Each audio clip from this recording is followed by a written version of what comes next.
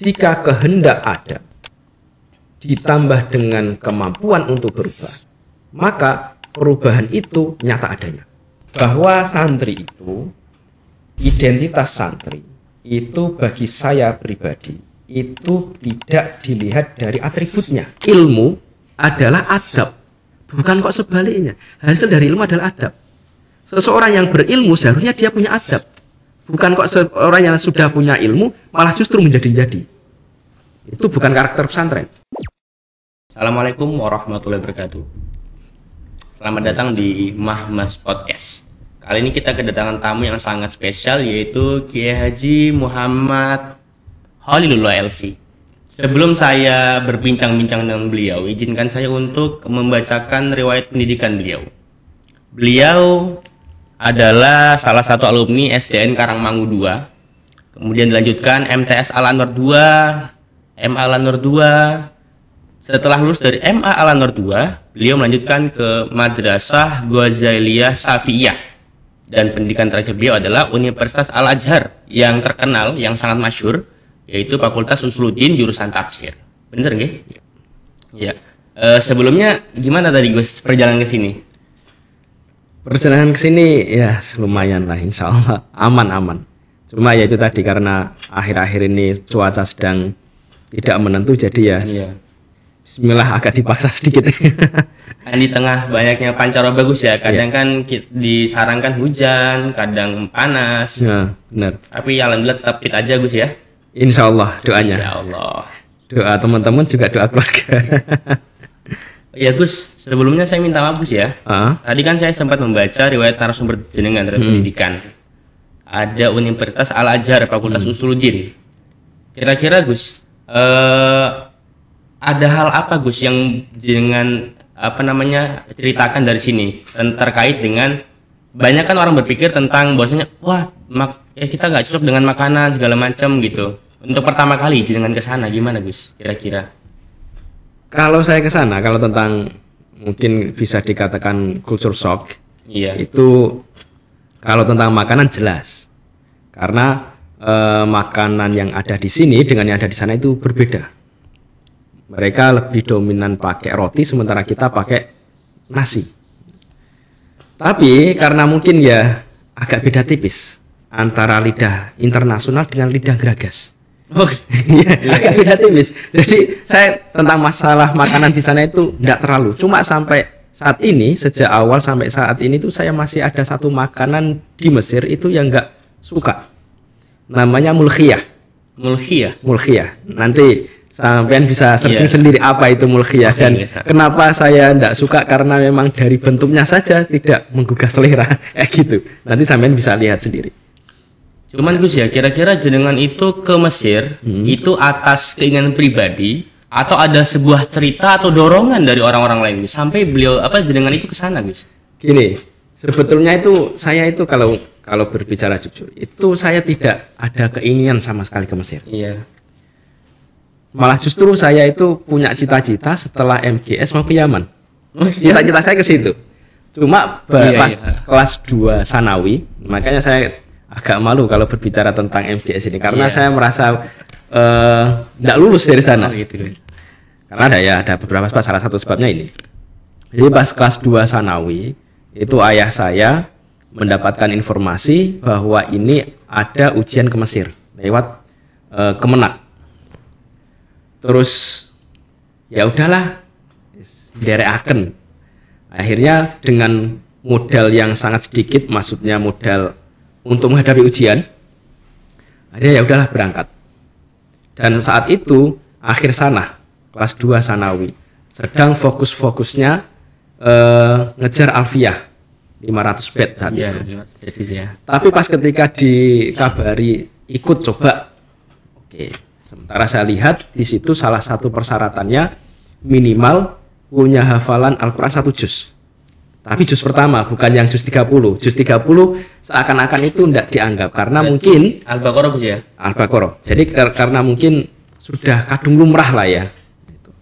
Akhirnya ya udah berangkat, dan saya tidak bisa menafikan betapa perannya Mbah Maimun saat itu. Meskipun beliau tidak terlibat langsung, tapi ada peran beliau. Salah satunya pas ketika ujian tahap pertama di waktu itu masih jadi IAIN Sunan Ampel. Ujian lesan itu penanyanya tanya, min aina ant. Nah, karena saat itu saya bahasa Arabnya masih nggak jelas banget. Jadi saya jawabnya itu berpikir dulu, karena memang bukan basic bahasa Arab. Saya jawab, saya dari Sarang Rembang. Terus penanyanya tanya, berarti sampean tahu Syekh Maimun Zubair? Wah, ini pikiran saya, pikiran akal saya. Iya. Alhamdulillah, gitu kan, pikiran akal saya. Terus kemudian saya bilang, oh iya, saya kenal beliau, saya bertetangga dengan beliau dan saya murid beliau. Terus dari situ akhirnya pengujinya itu malah justru akrab. Maksudnya itu dari 4 yang ikut ujian, yang sering ditanya itu saya. Dan setelah keluar itu saya beranggapan, ya insya Allah lulus. Di ujian tahap pertama alhamdulillah lulus, ujian tahap kedua di Jakarta juga lulus. Ya alhamdulillah. Makanya dari situ saya tidak menafikan betapa besar berkah Mbah Mun. Meskipun yaitu tadi beliau tidak secara langsung, ya. Tapi berkat beliau, ya. Akhirnya yang penguji tahu. Kalau seumpama saya andaikan, kalau seumpama beliau itu pengujinya tidak tahu, mungkin saya tidak lolos. Kenapa? Karena yaitu tadi saingan-saingan saya itu ada yang hafal 30 juz, 20 juz, 15 juz. Sementara saya cuma hafid juz'an wahidan faqat. Gitu. Yeah. Berarti dengan berkahnya Mbah Mun ya? Iya, bisa dikatakan semacam itu. Makanya orang tua saya itu berpesan, beliau itu berpesan bahwa jangan sampai meninggalkan apa yang ditinggalkan Mbah Mun. Gitu. Meskipun ya itu tadi belum begitu maksimal, tapi paling tidak ada kesananya, ada ke arah sana gitu. Tentu pernah ada nggak sih Gus, ada perasaan insecure pas mau tes ke Mesir tadi kan? Jelas ada insecure. Meskipun saya orang Sarang, yeah, dan bawa nama Sarang, tapi melihat kualitas saya saat itu yang masih kelas 2 Sanawi, jelas insecure. Karena melihat pas ketika mau ujian itu teman-teman yang lain itu udah mereka hafalan muroja hafalan, terus ada yang mengubah lagu Indonesia diterjemahkan ke dalam bahasa Arab. Itu saya Bismillah lah, Bismillah gitu. Ya, insecure banget. Iya. Tadi kan menyinggung soal bahasa Gus ya. Tadi kan jangan kan ditanya min aina anta ya. Iya. Sebenarnya ada pertanyaan Gus dari saya pribadi. Yang pertama kan kita kan budaya Sorogan dan Bandongan dengan membaca. Sebenarnya muhawaroh dan Sorogan Bandongan itu beda nggak sih Gus untuk menerapkan bahasa kita sendiri? Muhawaroh percakapan, diskusi. Iya. Diskusi. Bahasa Arab dalam bahasa Arab. Itu saya kira memang ada plus minusnya. Dalam artian di kita teman-teman salaf itu saya yakin 100% bahwa mereka itu paham kitab dan mereka itu bisa baca kitab tanpa harokat. Kalau mungkin ekstrimnya tanpa titik sekalian. Iya. Cuma kalau untuk menerjemahkan atau mengungkapkan pendapatnya dengan menggunakan bahasa Arab mungkin ya kurang, karena itu tadi tidak adanya sarana atau mungkin takhusus yang ke arah situ. Yeah. Jadi ya di kita kekurangannya semacam itu, dan itu yang saya rasakan pas ketika tes itu, pas mau jawab dengan menggunakan bahasa Arab itu yang saya pikirkan terlebih dulu, yang saya pikirkan pertama kali adalah apakah yang saya omongkan dengan menggunakan bahasa Arab itu Eropnya sudah benar atau belum? Akhirnya kalau mikir Eropnya sih, gampangane, iku malah justru nggak berbar. Semacam itu. Jadi saya lihat teman-teman juga mereka yang bahasa Arabnya enak itu memang yang terpenting berani dulu. Salah atau benar kaidahnya nanti bisa dikoreksi belakangan. Saya pikir bahasa yang paling enak itu disukun Gus, asukun salama gitu. Lah iya itu. Kalau sorogan semuanya disukun ya nggak sorogan. Iya Gus, benar Gus. Karena kan tidak membahas i'rabnya gitu ya. Cuman kalau pas kemarin di Mesir Gus ya, culture shocknya mungkin kan jenengan di Jakarta atau di Sarang kan belajarnya kan bahasa-bahasa yang Fusha ya. Kemudian di Mesir ketemu dengan bahasa yang Arabnya itu campur, ada yang Ami ya segala macam gitu, dari segala Arab, penjuru Arab apa yang banyak gitu. Kira-kira jenengan beradaptasi dengan itu gimana Gus? Nah, itu karena memang saya berangkat dari orang yang sama sekali belum punya kecakapan untuk berbahasa Arab. Jadi perlu waktu yang sangat lama, tahunan Gus ya? Tahunan, bukan kok bulan enggak, tapi tahunan. Karena yang pertama, bahasa yang mereka gunakan itu bukan bahasa Fusha atau bahasa kitab. Ini bahasa Amya. Iya. Nah, dari situ saya tahu bahwa setiap negara Arab itu punya bahasa Arabnya versi masing-masing. Kayak kita ambil contoh lah, saya ambil contoh. Kalau di Fusha kan untuk menanyakan nama itu kan Ma'ismuka untuk laki-laki. Tapi kalau di Mesir bukan Ma'ismuka, tapi Ismake atau Ismike kalau untuk perempuan. Tapi kalau di Saudi bukan Ismake, juga bukan Ma'ismuka, tapi Ismakesh. Iya. Jadi ya itu tadi, karena adanya perbedaan dan sebagainya, akhirnya ya butuh adaptasi yang lebih lama.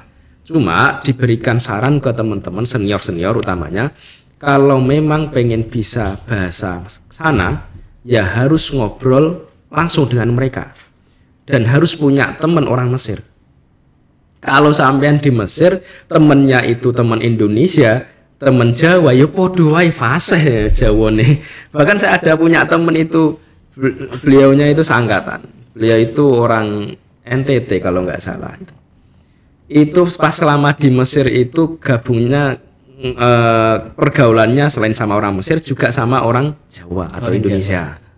Orang Jawa utamanya. Itu selama di sana itu dia malah fasih ngomong Jawa nih. Dia daripada bahasa Inggris. Iya. Akhirnya saya ini. Jadi memang ditentukan pergaulan. Makanya kalau di sana itu kalau memang ke sana itu jangan terlalu menyempitkan pergaulan. Harus diperluas. Yang sayangnya hal semacam itu baru saya lakukan di akhir-akhir pas di Mesir, karena ya itu tadi, karena pas di awal kan masih belum begitu bisa. Tentu kan Gus, kalau tadi kita membahas tentang membaur ya, membaur kan itu kan ada pro dan kontra, apalagi kan kita melihat Mesir dengan sebegitu umumnya, globalnya gitu. Kita untuk menanggulangi hal tersebut tentang, mohon maaf Gus ya, tentang ada pemikiran-pemikiran yang salah, berbeda dengan Ahlussunnah wal Jamaah, itu seperti apa Gus? Kalau memang dia dasarnya tidak ada gitu.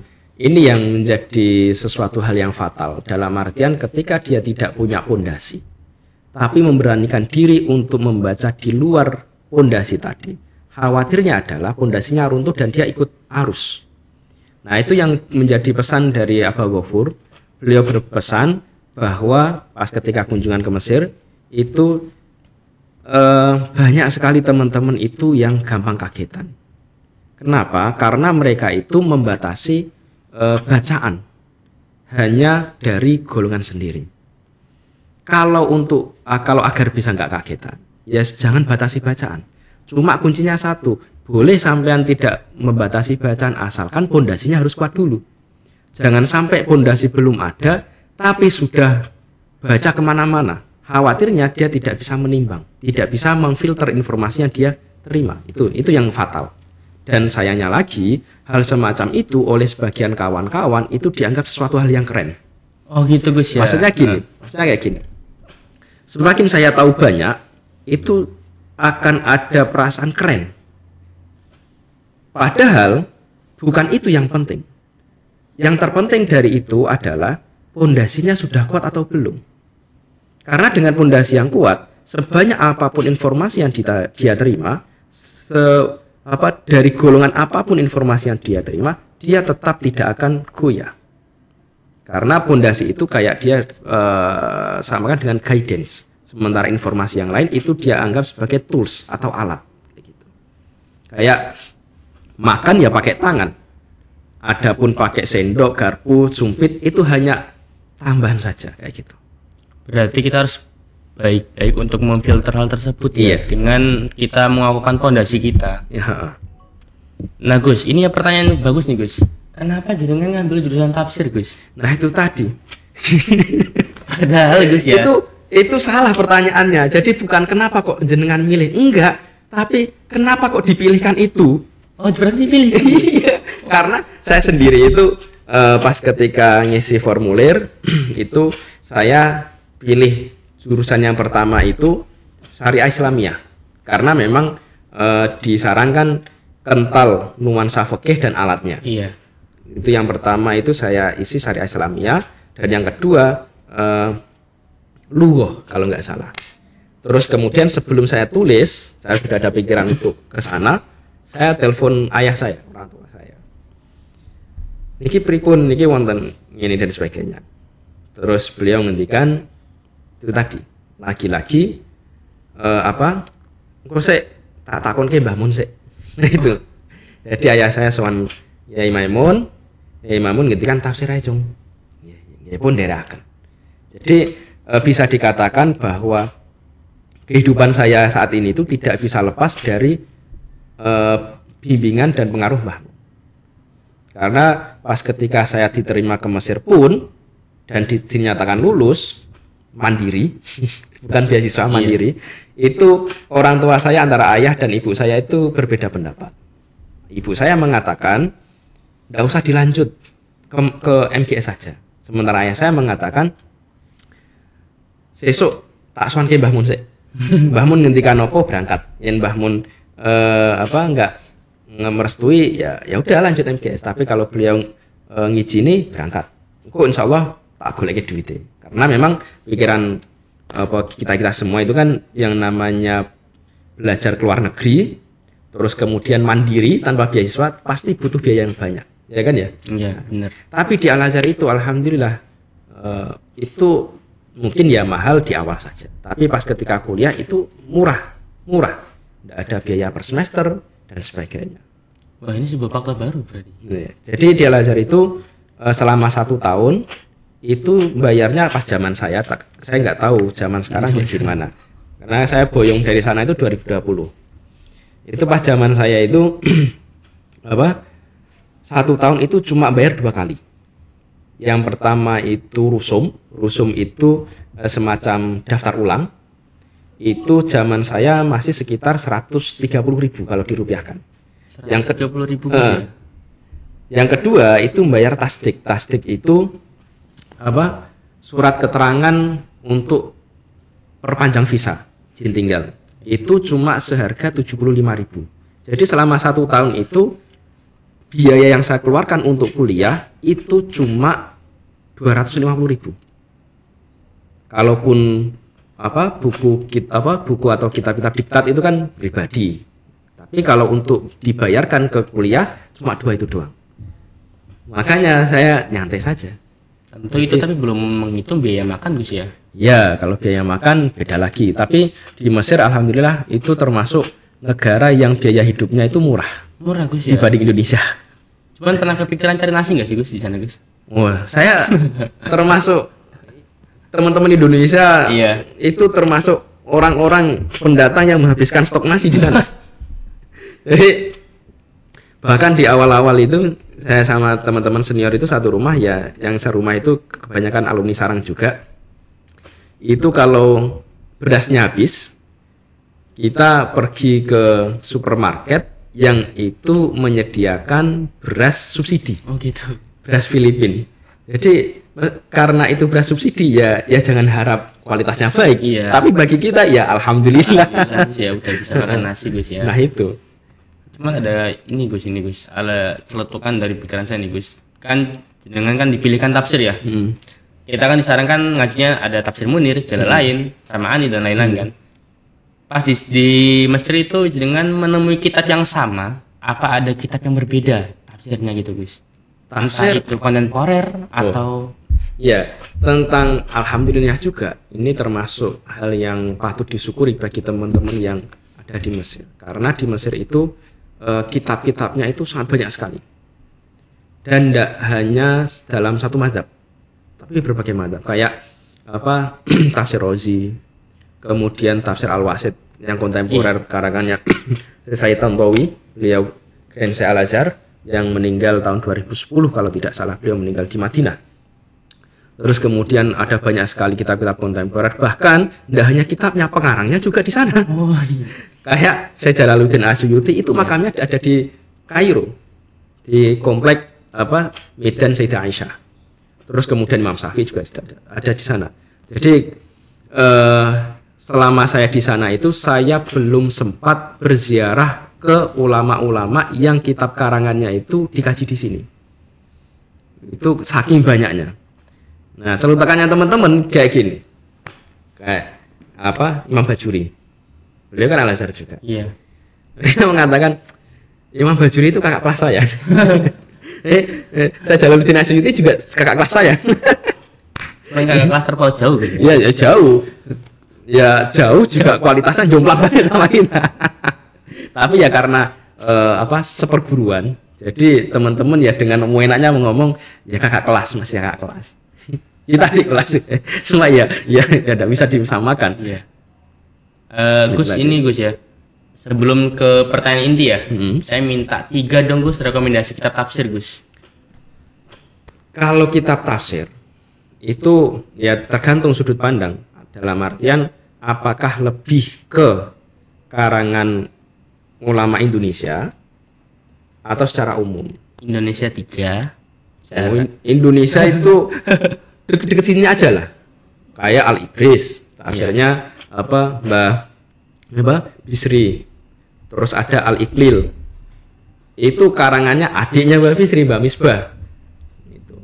Terus kemudian kalau yang saya malah lebih sukanya itu yang ngapunten, mungkin bagi teman-teman itu tidak sependapat, tafsir Rozi itu direview oleh banyak ulama yang saya pernah baca tentang reviewnya itu, beliau itu ada yang mengatakan bahwa fihi kullu syai'in tafsir.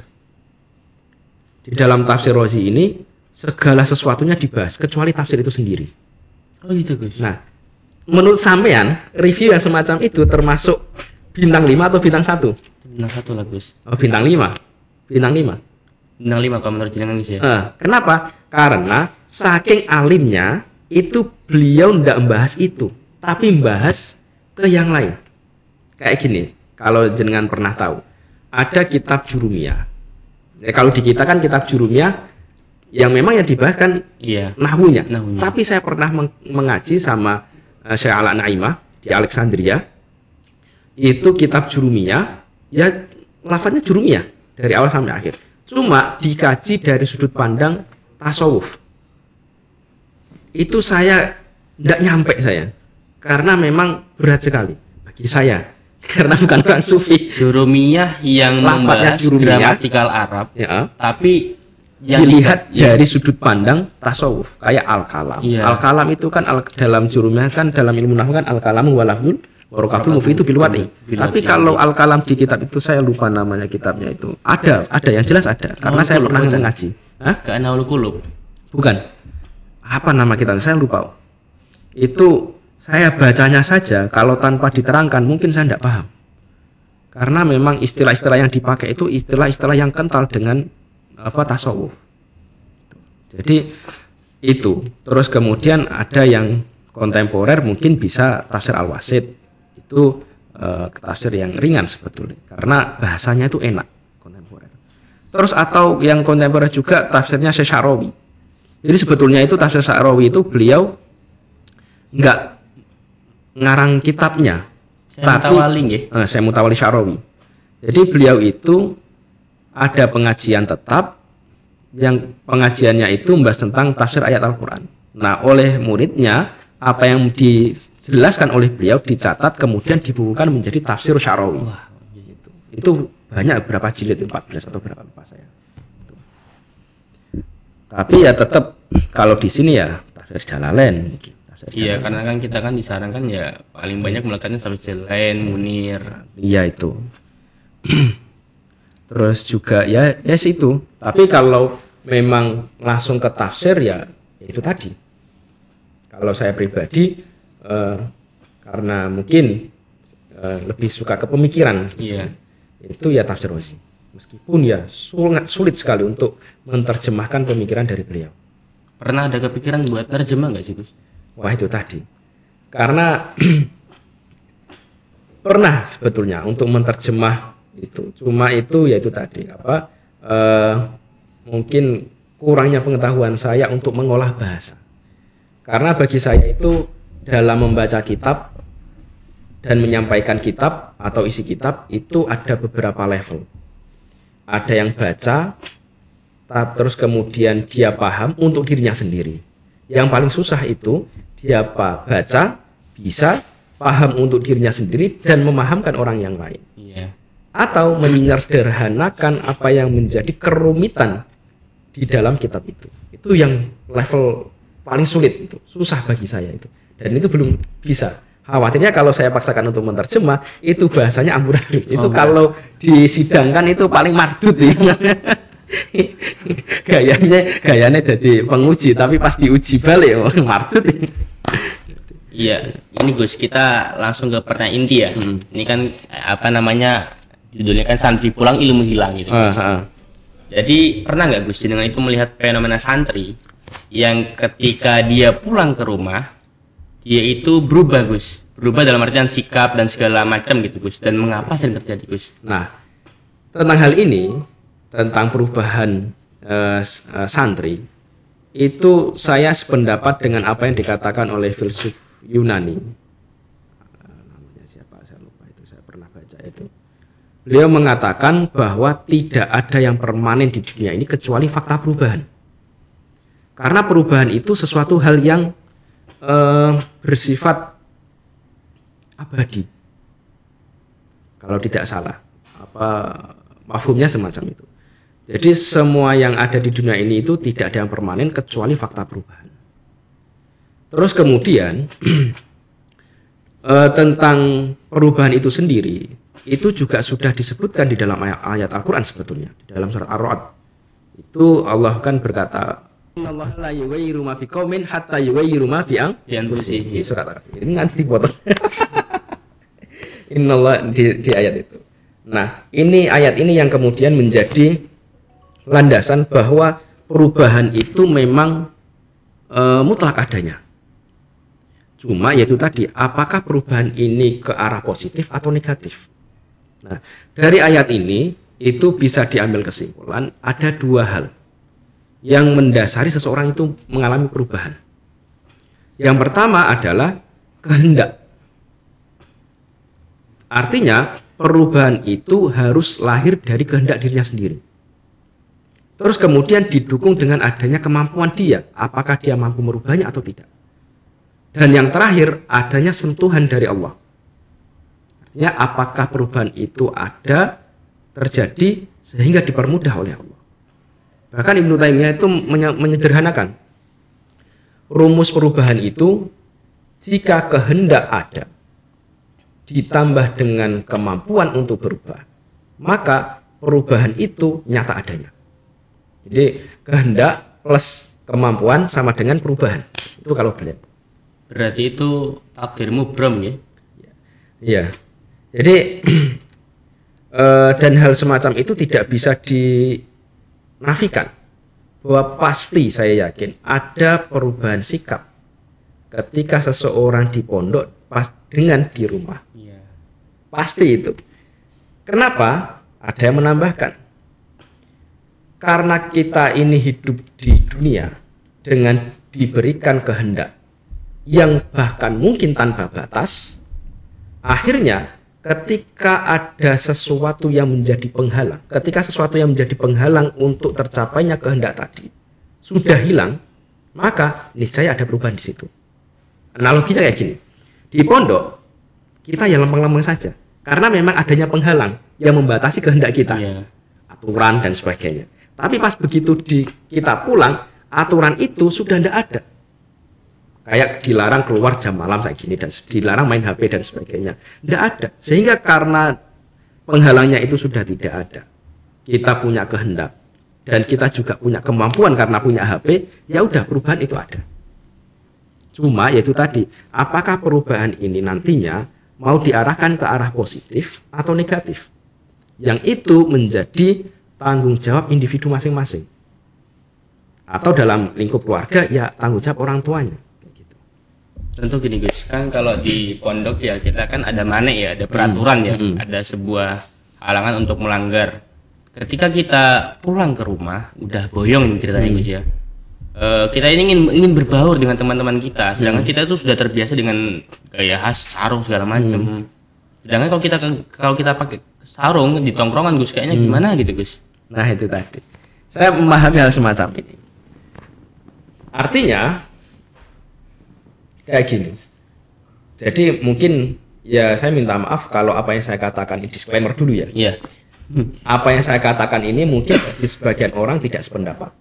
Karena ini yang jenengan tanyakan saya. Jadinya jawaban saya itu dari sudut pandang saya. Iya. Ya, artinya bersifat subjektif. Iya.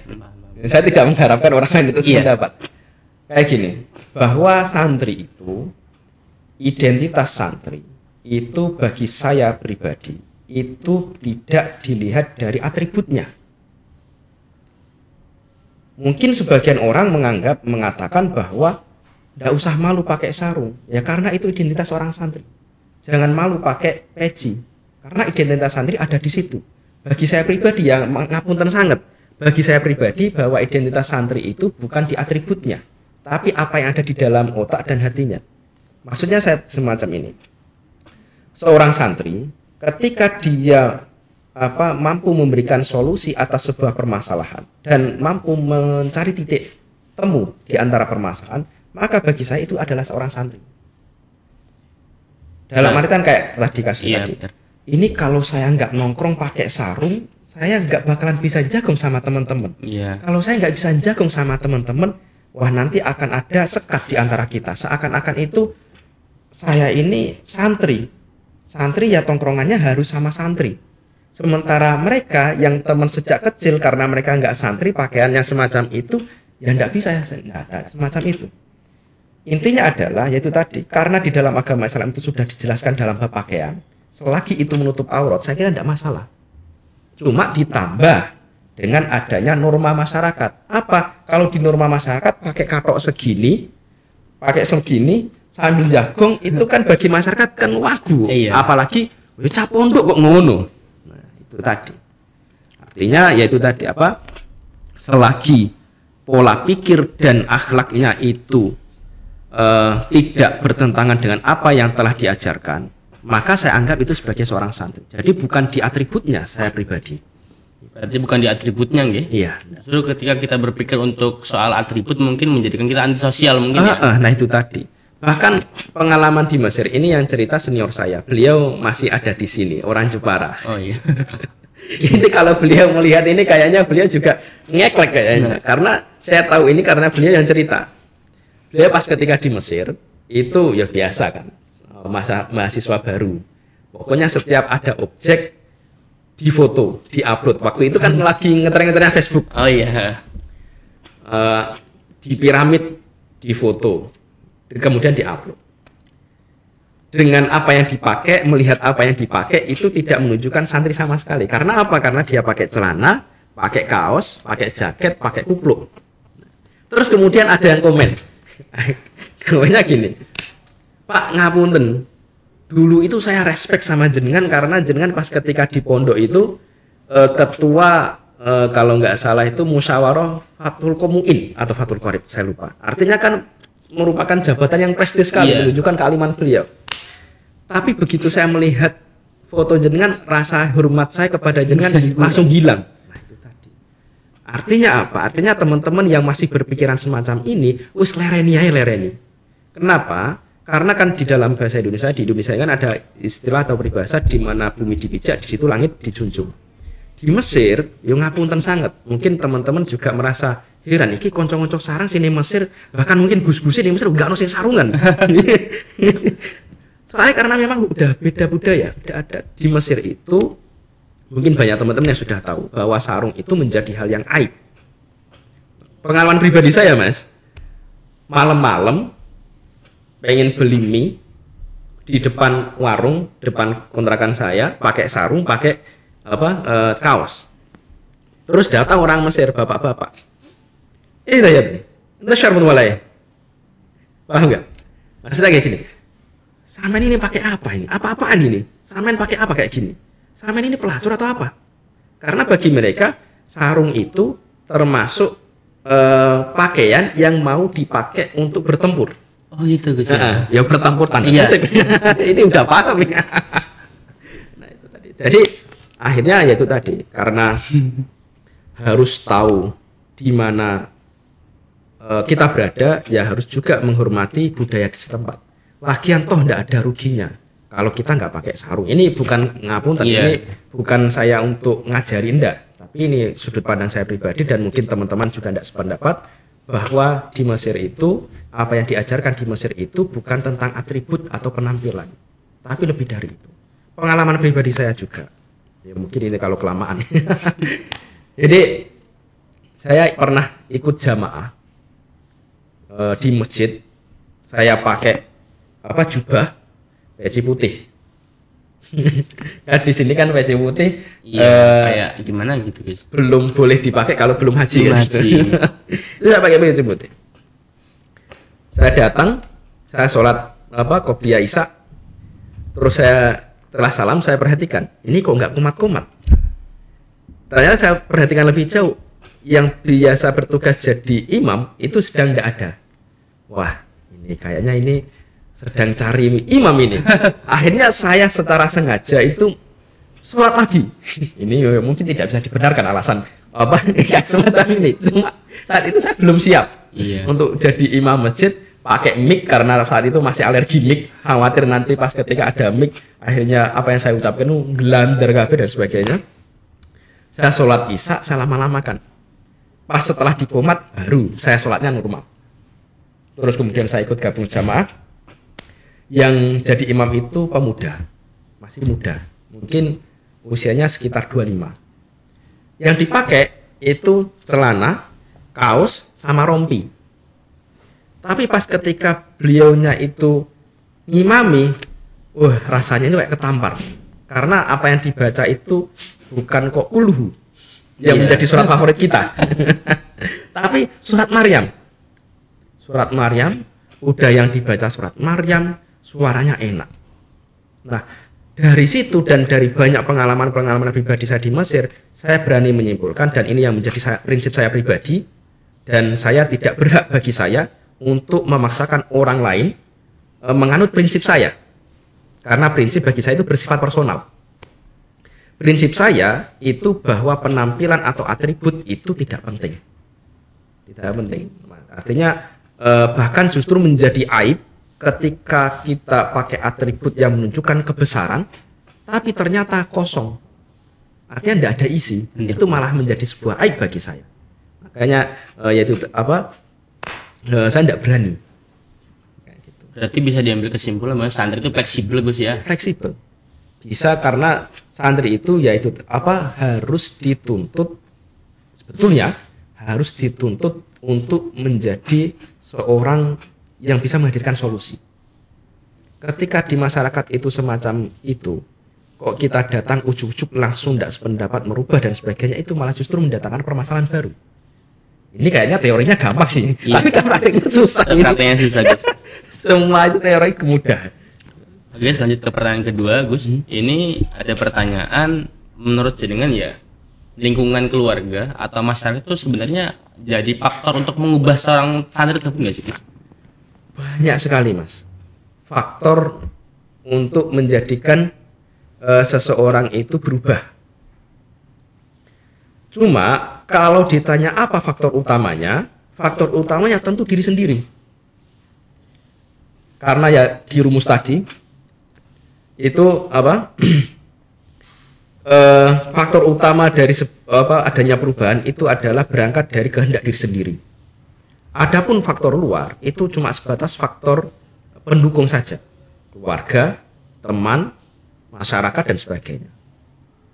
Terus apa tadi? Masyarakat. Ya, itu cuma sebatas faktor pendukung. Ada yang faktor luar, ada yang sosial jelas. Karena di kehidupan sosialnya di masyarakatnya itu berlaku semacam ini dan sebagainya, maka harus fleksibel. Terus kemudian ada peristiwa pribadi, pengalaman pribadi saya tadi kayak saya maksud, sehingga merubah pola pikir saya bahwa bagi saya setelah pengalaman pribadi saya, itu saya jadikan prinsip bahwa atribut itu tidak penting. Sering banyak sekali saya temui orang-orang yang kapasitasnya itu jauh lebih tinggi dari sekedar atributnya.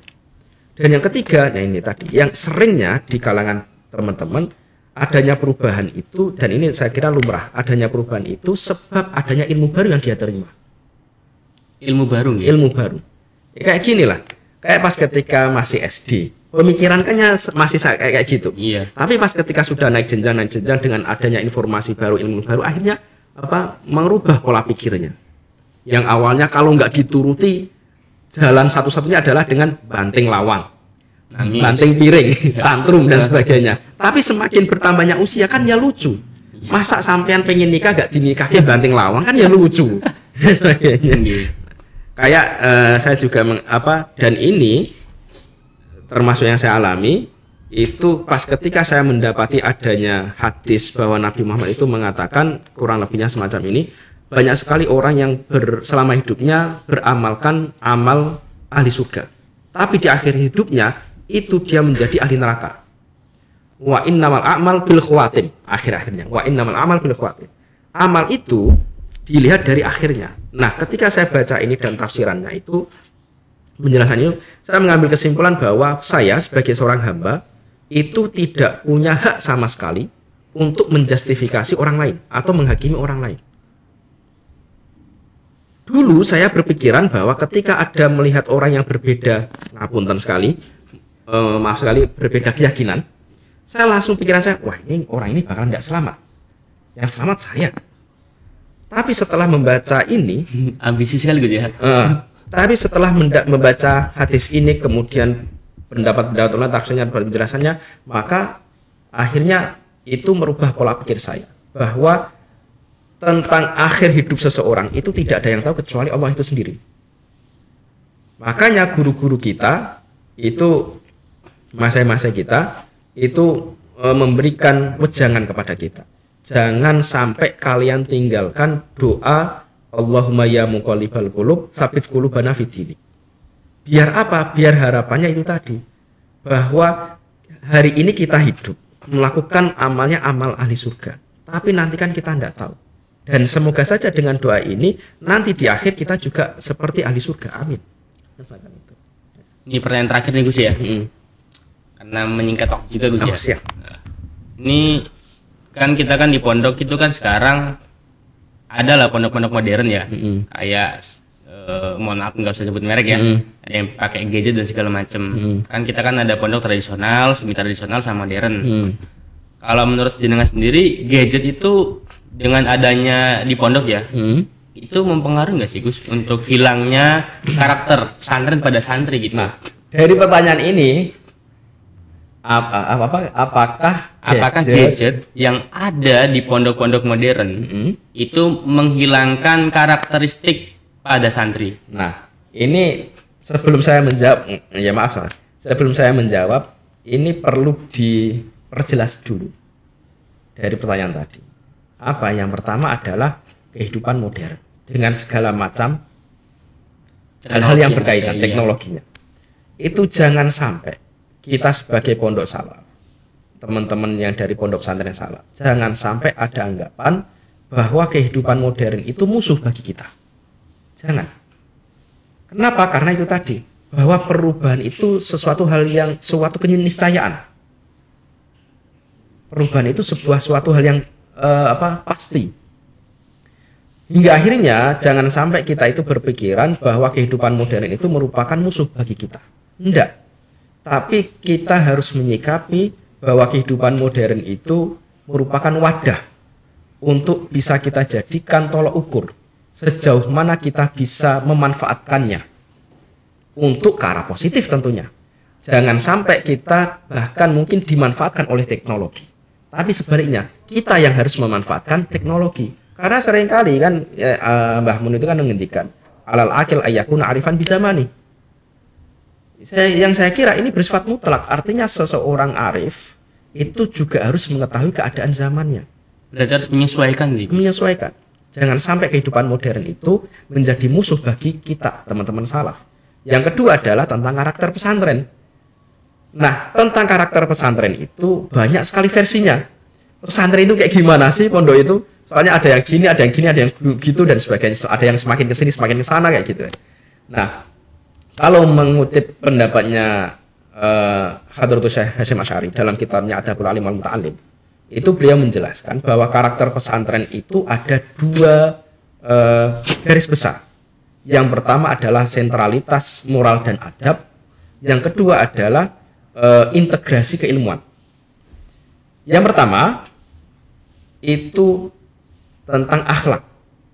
Jadi fokus pendidikan utama dalam pondok pesantren itu seharusnya berfokus pada pembentukan karakter seorang santri yang berakhlakul karimah. Kenapa? Karena hasil dari ilmu adalah adab. Bukan kok sebaliknya. Hasil dari ilmu adalah adab. Seseorang yang berilmu seharusnya dia punya adab. Bukan kok seorang yang sudah punya ilmu malah justru menjadi-jadi. Itu bukan karakter pesantren. Dan yang kedua adalah adab seorang murid terhadap guru. Karakter pesantren meskipun banyak orang-orang di luar itu kayak menganggap hal yang aneh. Guru nama saya rawuh, awak dengo ini. Kan itu kan orang nganggapnya kan kayak feodal itu. Feodal dan sebagainya, kayak terlalu mengkultuskan dan sebagainya. Enggak. Bagi kita hal semacam itu merupakan adab seorang murid terhadap guru. Karena saya pribadi yang saya lakukan demikian itu bukan hanya menghormati beliau sebagai guru saya, tapi juga menghormati ilmu yang ada di dalam diri beliau. Karena kedudukan ilmu itu tinggi sekali. Bahkan di dalam Al-Quran dijelaskan bahwa orang yang berilmu bagi Allah itu dinaikkan beberapa derajat. Misalnya semacam itu.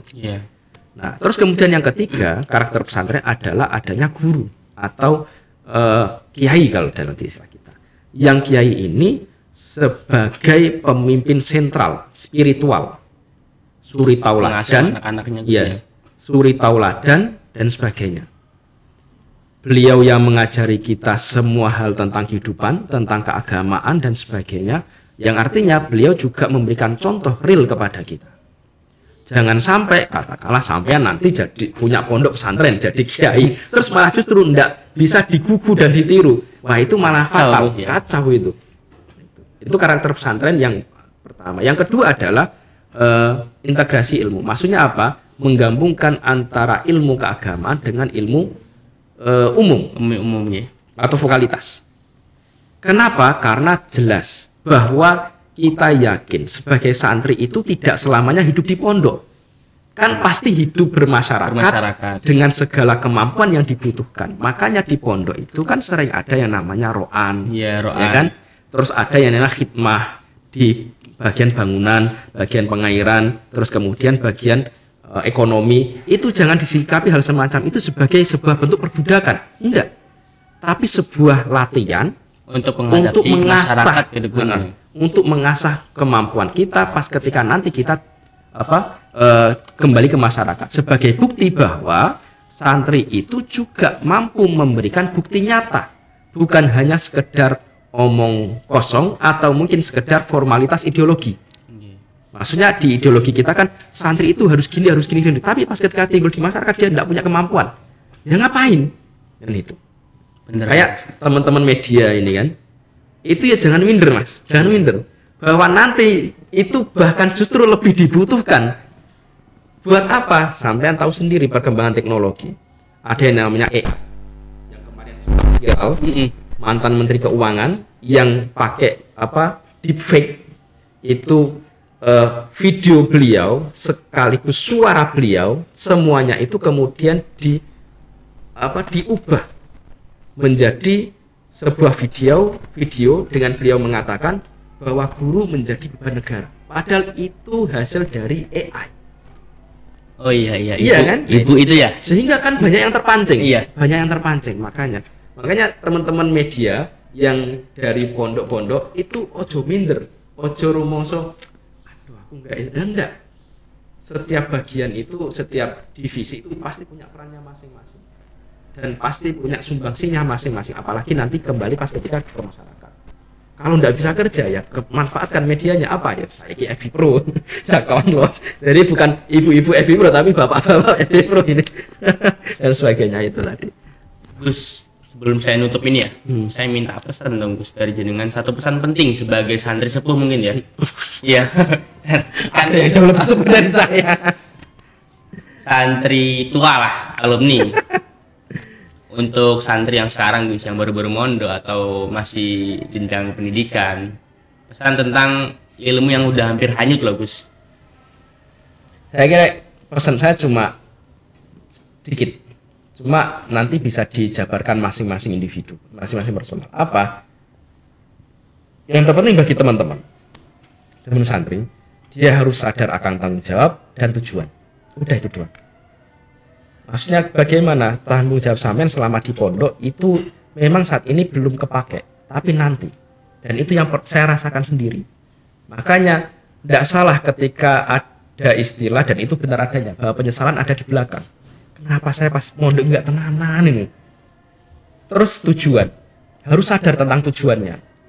Entah tujuan mondok atau bahkan mungkin lebih jauh lagi tujuan hidup. Karena esensi dari tujuan hidup seorang umatnya Nabi Muhammad itu ada dua saya kira. Sebagai bukti bahwa itu umatnya Nabi Muhammad. Apa? Di surat Al-Anbiya. Wa ma arsalnaka illa rahmatan lil alamin. Dia harus menjadi rahmat bagi semesta alam. Artinya, ya bukan sebagai rasul, enggak, tapi sebagai agen perubahan dan mampu memberikan solusi. Bukan kok malah memperumit permasalahan. Yang kedua adalah khairun nas anfa'uhum linnas. Di ayatnya semacam itu, di hadisnya itu khairun nas anfa'uhum linnas. Jadi umatnya Nabi Muhammad, benar-benar umatnya Nabi Muhammad itu yang bisa memberikan manfaat sekecil apapun itu. Pesannya sangat singkat sekali ya Gus ya. Tanggung jawab dan tujuan untuk kedepannya Gus ya. Ya udah, terima kasih Gus ya udah berbincang-bincang 30 menit Gus ke depannya Gus ya. Ya semoga pembicaraan kita ini sangat bermanfaat Gus ya. Amin. Sekiranya jikalau saya sendiri pribadi mungkin ada salah ucap, salah pertanyaan, mungkin tolong dimaafkan ya Gus, dimaafkan ya. Ya, saya maafkan. Sekian dari saya. Wassalamualaikum warahmatullahi wabarakatuh.